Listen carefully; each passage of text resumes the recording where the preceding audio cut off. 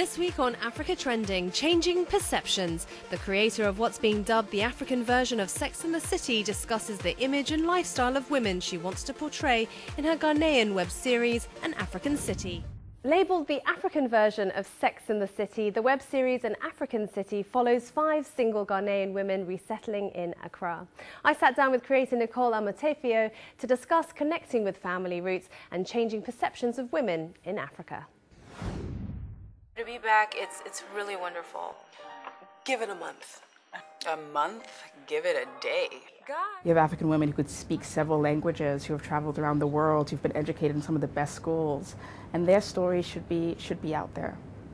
The story of the African woman with the pot on her head or half naked, there's nothing wrong with that story, but it does become a problem when that becomes the only story that defines us as African women. And this is my small contribution to trying to ensure that the perception is broken. And the series has been compared to Sex and the City. How do you feel about that? I love it. I love the comparison because that was certainly the inspiration behind the show.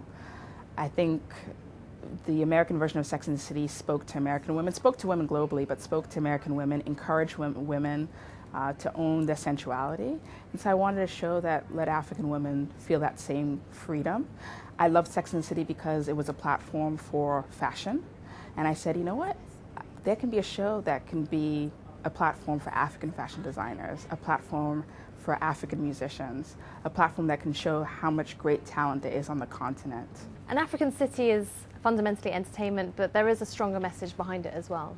It's certainly a show that you're supposed to just sit behind it and laugh, right? But each episode does try to have some component of an educational message, or at least highlight an issue that we could talk about. It's for the conversation. We want to talk about corruption, we want to talk about nepotism, we want to talk about many different aspects that affect the modern African woman. There was one blogger who actually referred to one line in the first episode where they said, now that Dad is the Minister of Energy, that's why they've come back to Accra. And they weren't sure whether or not you were mocking or glorifying that. You know, it has been a mixed reaction. Some people love it, some people hate it. But for me, it's so worth it when somebody stops you in a restaurant and says, thank you. Thanks for making me as an African woman visible. Thanks for making my story known to the world. That makes doing the show all worth it. And do you want to help people get in touch with their heritage and connect to their roots? I've always known that I wanted to return to Ghana. I always just felt, you know, that my country, I needed to be in my country, and I felt like it was an important part of my story. I want to encourage people to come home. It's home, and it needs you. And you were the first social media strategist for Africa for the World Bank. How did that come about, and how did that help you with this series?